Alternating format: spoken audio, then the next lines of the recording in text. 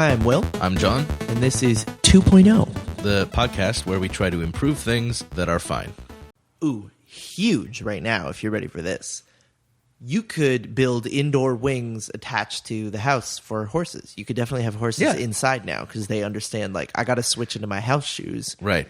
Like, and they're like, Alan, Betty, may I come into the living room? And you're like, yes, horse. And the horse comes in really slowly. Where may I sit? And you were like, next to the couch. Yeah, see, but now I think you're attributing... Can horses sit?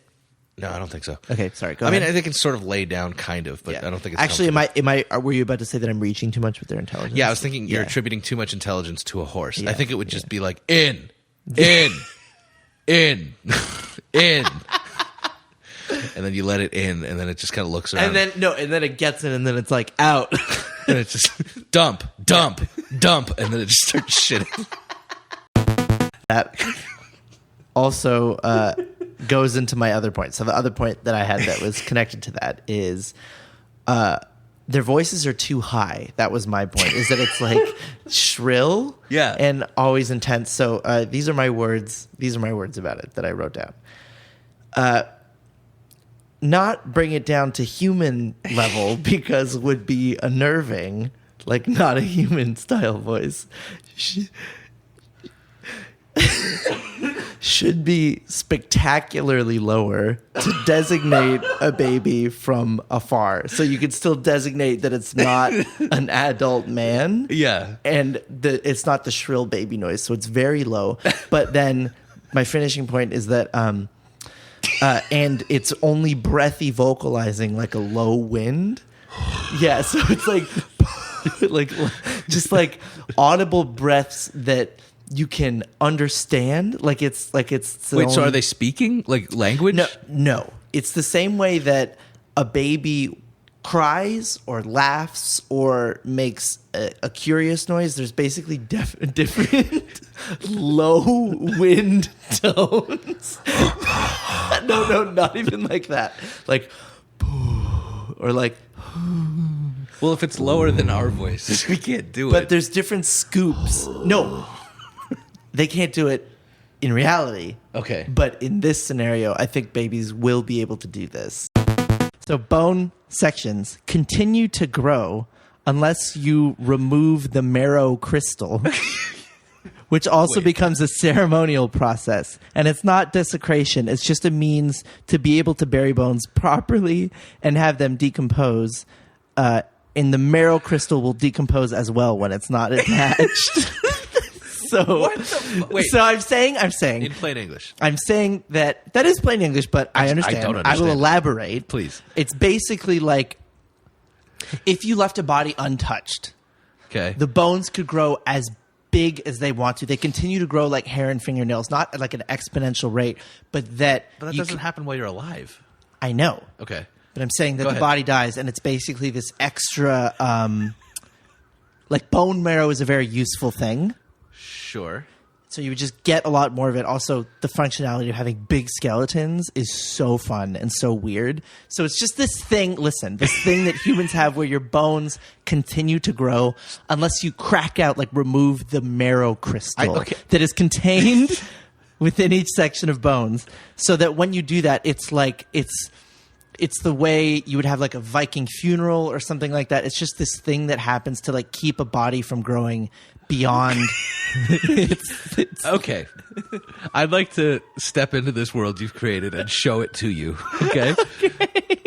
Number one, you're saying continue to grow. I think you mean start growing after death. Number two, oh, it's so sad. Grandma passed away. If we don't want her to become enormous, we have to break each one of her bones and pull out the crystals. Or else grandma is going to become the size of a mountain. Yes.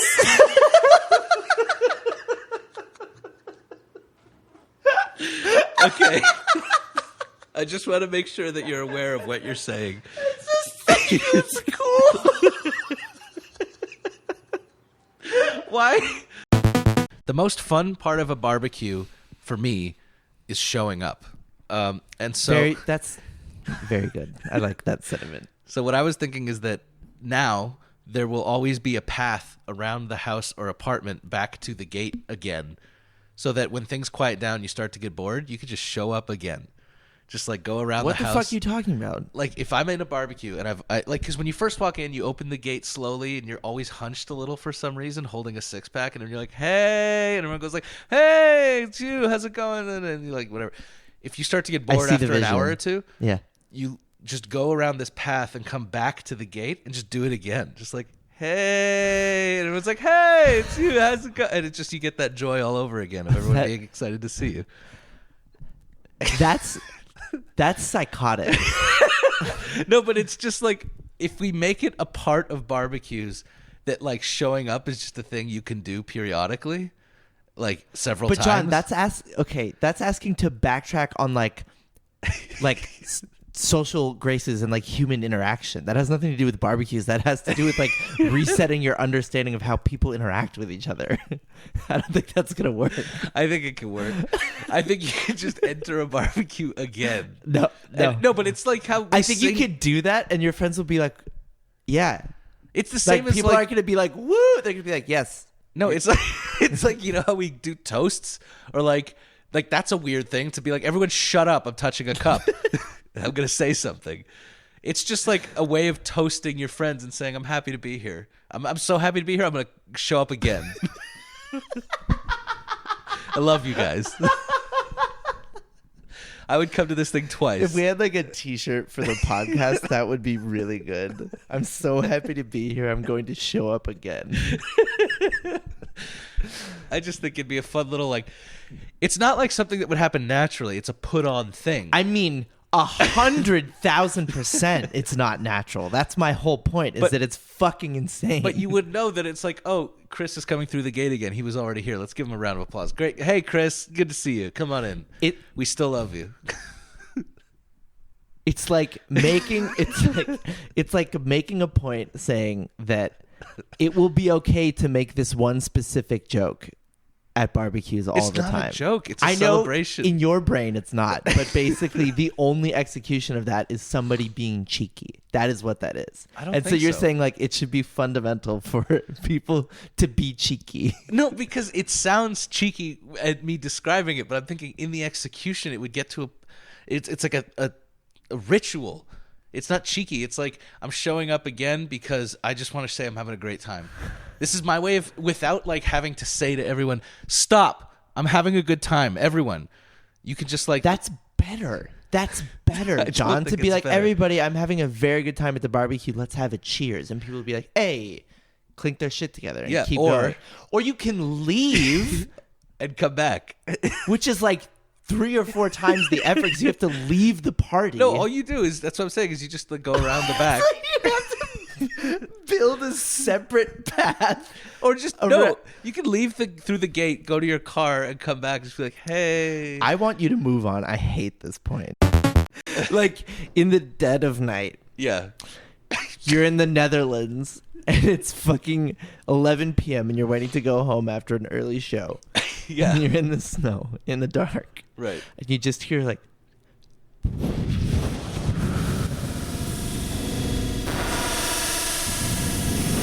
And then you just see this face in the dark, and all these legs and all these basically dead people like rocking around on the inside of it.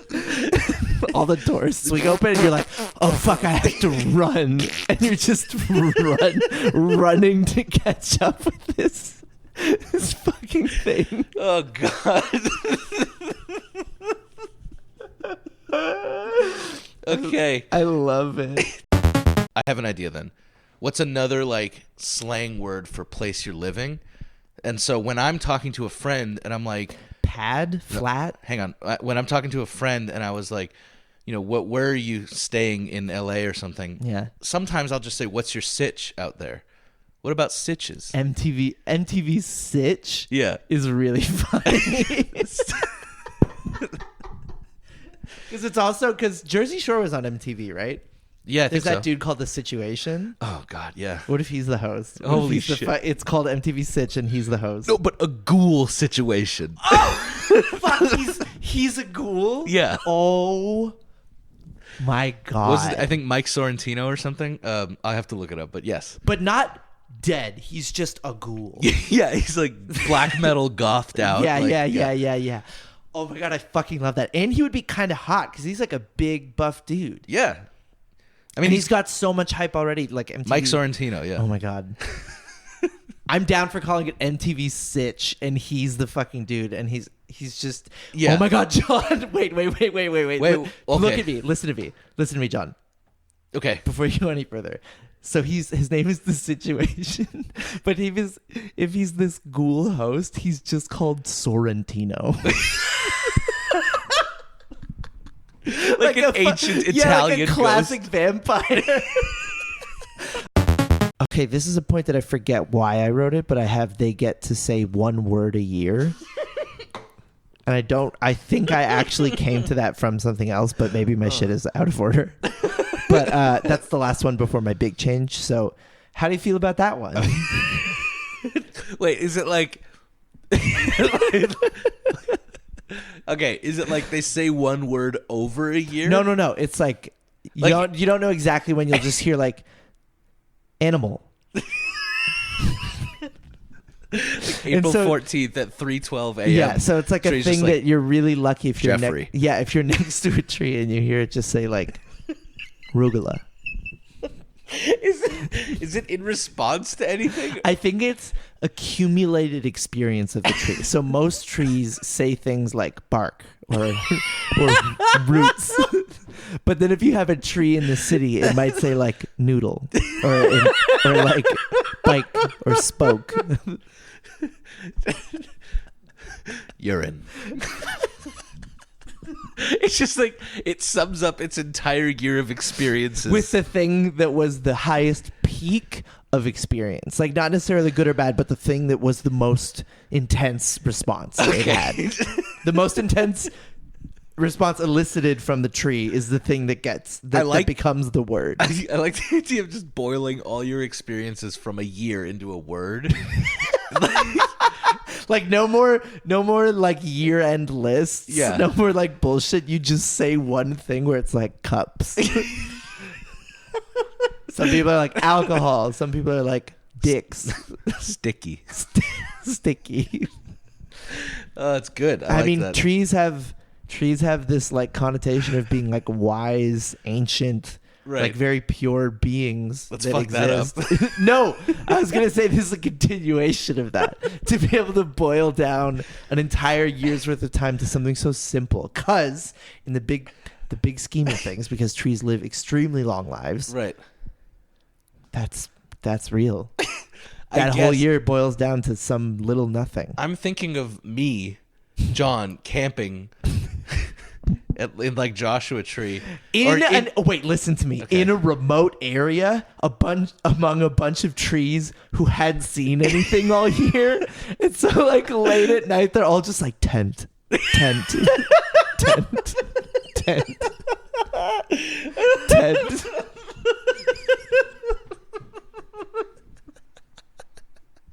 Yeah,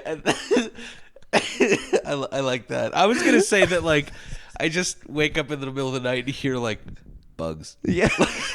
But like you're saying that when they're having their peak experience is when they say it. Maybe, I don't know. I just thought that was funny. No, though. I fucking love that. That like in the if middle they're experiencing something that is peak experience, they're like tent. After a lightning strike, just fire. But like not as frequent as that. If it's not in the middle of the woods and it hits a tree. Those are all different trees. Okay. Yeah. If it hits a tree like near a barn in the middle of an open field and it's just like fire. Yeah, hiking in the woods would be amazing. Just like human bag. Yeah. Bag. Because like you're the only thing they've seen that Choose. year. Yeah. It's different. But somehow also the trees have the words. They have the language to like give it to you. And they speak whatever language you speak. I love also that this is the point we've focused on for the longest. And it's like absolute bullshit. Okay, tight. So this is actually when I got to brand ambassadors, this is what triggered. I think we've done camping before because I had a thing that connected about Smokey the Bear. I think I may have suggested him for camping one. How did I not? Yeah. How did I not think of Smokey the Bear, Right. who has fucked me in the wilderness? So like Smokey the Bear post-coitus. Yeah, where he's like softer on me, like he just sees me and he's like, I remember. Yeah. And he's the brand ambassador, like he's talking about like trying to house rough, or whatever, and it's like selling the whole idea. It's really cool. And I come on screen and he like mellows out a little bit. Yeah. And he doesn't say I remember, but you see it. Yeah. Like puts his hand on the back of your head, kind of. Oh my god! And he knows, and I knows, and then he continues to talk about house roughing. Yeah. And then the camera turns off, and then I'm like, "Do you want to go somewhere?" And he's like, "Yes." Cool. Could you imagine seeing that commercial? Just like not knowing who you are. It's just this like young man next to Smokey. And Smokey, like interrupting the whole vibe of it, and kind of like they just start getting like mildly flirty at the end of it, and like the commercial narrative like derails a little bit. by the end of it, you're like, does he want to fuck that man? Yeah, are they about to hook up right now? But it's like, but also, are they talking about camping? Wasn't he forest fires? This is my favorite vision. I love Wait, it. what was the sexual tension sound? It was like,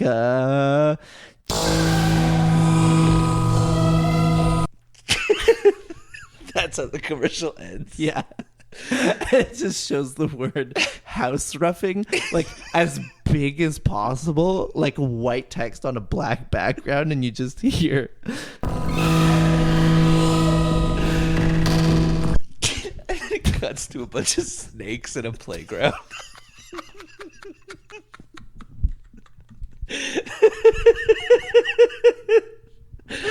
Oh god. So do you remember the Ringwraiths? Yeah. Is there do they have a different name, or am I right about that? Oh yeah. Okay. They have other names, but that's The one? Yeah. Okay, so the Ringwraiths, especially in the first movie, are kind of like the primeval they are up against. They're like these big, cloaked out, like faceless horsemen. Yeah. And I just think there's something about them that's really hot because they're so mysterious and Nazgul. The Nazgul, thank you. And they're gigantic. Yes. So this is my weird point about them, and I'm just going to kind of read it verbatim because there's no other way to talk about it. The Ringwraiths could have been having sex, like in between scenes, or having like character building moments, but in a powerful and very specific way that I envision, where it's one consensual, powerful thrust that obliterates the bottom party to recover a few days later in a different location after their dust travels along the wind. What? Huh? Cool plot device? Question mark. No. Wait. Okay. So So I am saying, like, an addition of sex scenes with the Ringwraiths, but in a way that's kind of just like showing off how like powerful and weird they are. they're fucking each other? Yes. Okay. Yes. And it's consensual, and it's like we're powerful, angry demons, and like this is part of our culture type of thing. Okay. And the vision of it is that it's like just one, like two of them are like slowly like getting together, and they decide like, okay, here it is. One of them will spin around, and the other one will just like fuck it once. Bang, like super hard, and the other one is obliterated into dust. But you see their follow their particles along the wind, and then that Ringwraith will like show up in another location, and it's like, oh, this is kind of a way that they like teleport almost. Okay. I thought you were getting at that the Ringwraiths should have like their own subplots within each other. No. Well, I still think that would be cool. Okay. Because they're just totally faceless evil. Yes. And it might be nice to be like, oh, well, you know, Jeffrey's getting real jealous of the way Jim's looking at Steve. Yeah. But This is more like a it's not environmental storytelling. It's more like a character vignette. Yeah. Where it's like, this is how fucking weird they are. And Yes. this is like something that gets them off is literally obliterating each other. for a day or two, you said? Well, yeah. Like they'll come Okay. back. Okay. Because they're like infinite. They're like infinite, dark, hot, tall. Is this hot to you? I mean, why else would I have written it? Like, if you bought being utterly destroyed is not sexy to you? I guess that's like a bottom mentality I just don't have. I don't get it. Being obliterated into your like particles. I mean, and reassembling a few days later. Somewhere else. It's tight. That's hot. Oh God. Okay. Yeah. Sure. I mean, like, you obviously know this about me already. I exude a very specific sexual energy that is hard to pin down, and this is just one facet of my sexual jewel, if you know what I'm talking about. Yeah. Whenever I have to wrestle with your sexuality, the thing that pops into my head is how you put a dick on our dentist chair. Wait, what? Remember that? Like in Dentist 2.0, I think you put like a dildo on the chair or something. Just like, what the fuck? Anyway. But like casually. Yeah, right. Just like it's something that I could engage in, but it's not for everyone. Anyway. But you can opt in. Yeah. Thanks, everybody. Have a good one. Thanks for listening to 2.0. I'm Will. I'm John. And this is 2.0.